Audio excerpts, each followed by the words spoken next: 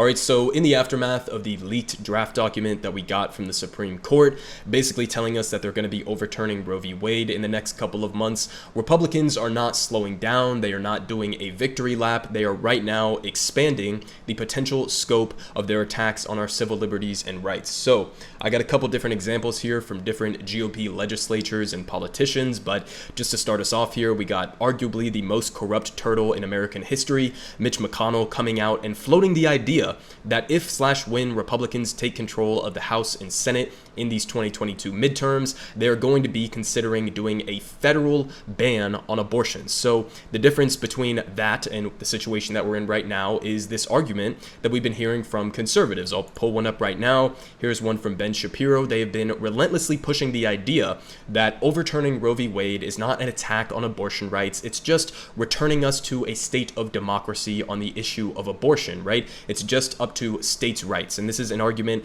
that you can go all the way back to the Civil War era to understand exactly what the implications of states' rights arguments have historically been. Back during the days of the Civil War, they were using the states' rights argument to basically gloss over the fact that what they actually meant was we want the states' rights ability to continue to have slaves. In this case, we had the states' rights argument that was being put forward by conservative propagandists and politicians, basically saying this is going to enhance our democratic accountability on our institutions, on our systems, or in this case, the ruling regarding abortion rights. So basically, they were coming out and making this argument, oh, we just got to leave it up to the states, and that will give people more of a democratic say in this entire process. Now, this, of course, has been completely undermined within about 0.2 seconds because, again, they're now going to be considering a federal ban on abortion. So much for this states' rights argument that we've been hearing relentlessly. But let's get into some of the details here. They say Senate Minority Leader Mitch McConnell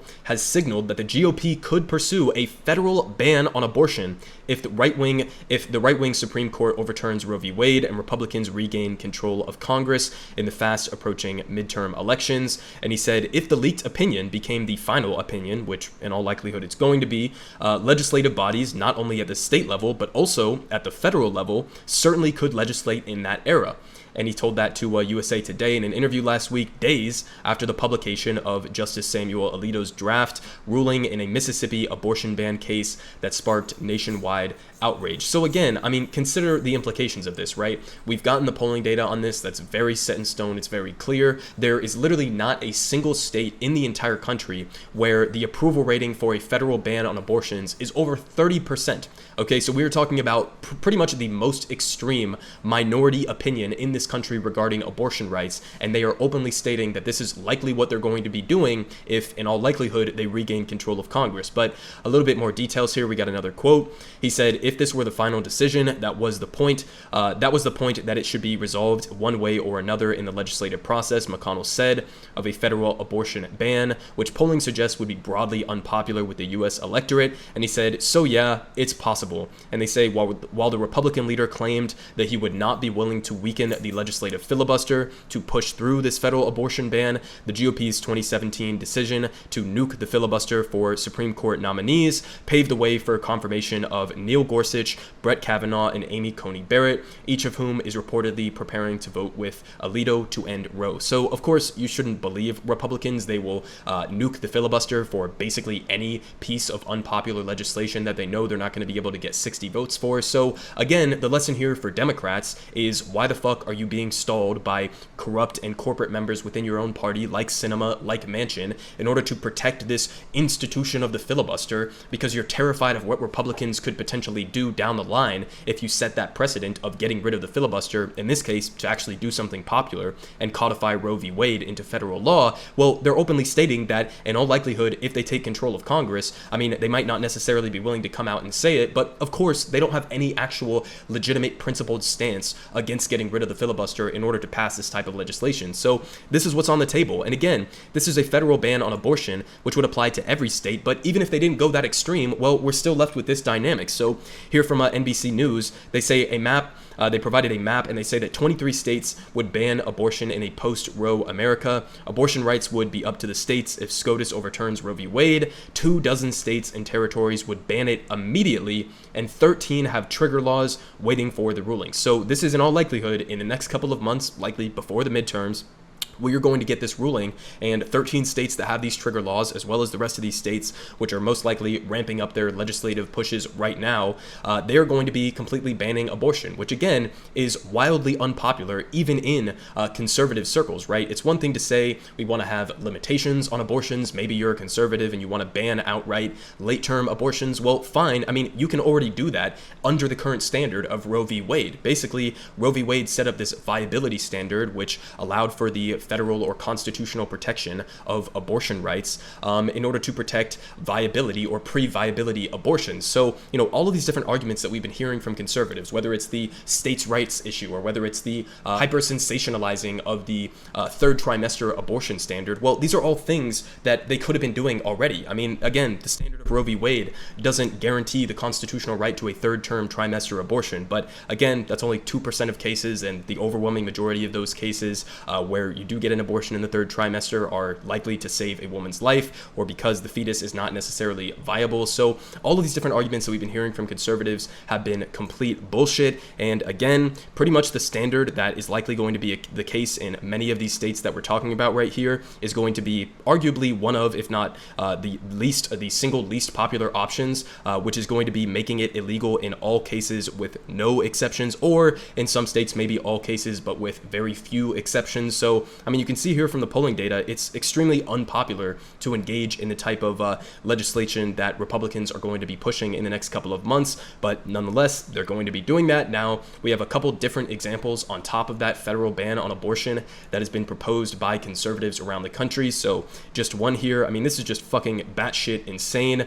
From Louisiana, they proposed a bill that would make abortion a homicide, a prosecutable homicide offense, including the woman who gets the abortion, including the doctor who gives the abortion, and potentially even including people who help facilitate in a general way this abortion. And it also, according to the language that's in this text, would also make Plan B illegal. So again, they're not only trying to ban abortions, but they're trying to, on top of that, ban every possible avenue for people who are sexually active in order to protect against the situation that would then require them to get an abortion. So they're not only anti-abortion, they're anti-woman, clearly, but they're also anti-contraceptives in general. And this isn't the only example of this. We also had, as pointed out here from Pam Keith, Tennessee just banned Plan B and made it a crime punishable by $50,000 to order it. Okay, so these are the standards that conservatives are setting up around the country. We also had this motherfucker here from Mississippi, the governor, who says he is not ruling out banning contraception if Roe falls. And also, this was the same governor who came out and defended a law that is going to be forcing incest victims to carry pregnancy to term and won't rule out criminalizing IUDs. So again, listen.